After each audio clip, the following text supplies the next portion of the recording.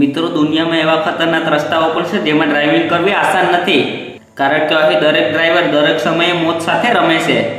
તેમ છતાં એ રસ્તા પર લોકોનું આવું જવું બંધ નથી થતું. આ રસ્તાઓ ચિંતાનો વિષય છે.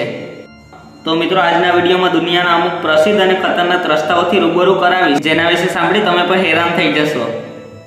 તો આવો વિડીયોને આગળ વધારતી પહેલા વિડીયોને લાઈક જરૂર કરો. કિશ્તુબર ઇન્ડિયા. આ ખતરનાક રસ્તો જમ્મુ કાશ્મીરમાં બનાવેલો છે.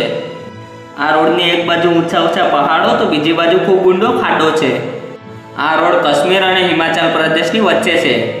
શિયાળામાં રસ્તાની વચ્ચે બરફ પડે છે, જેના કારણે આ રસ્તાને અમુક મહિના બંધ પણ રાખવામાં આવે છે.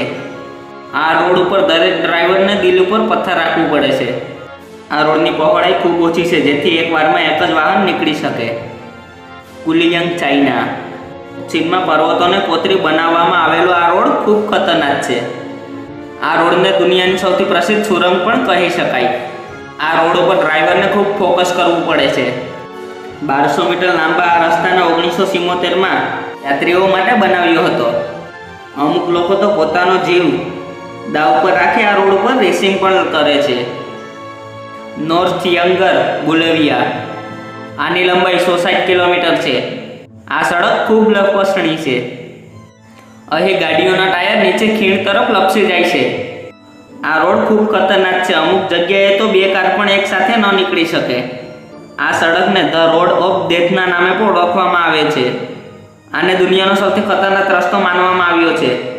દર વર્ષે આ રોડ ઉપર લગભગ 200 થી 300 વ્યક્તિની મૃત્યુ થાય છે. લીપ પેન્સિલ ટ્યુગન, ફ્રાન્સ.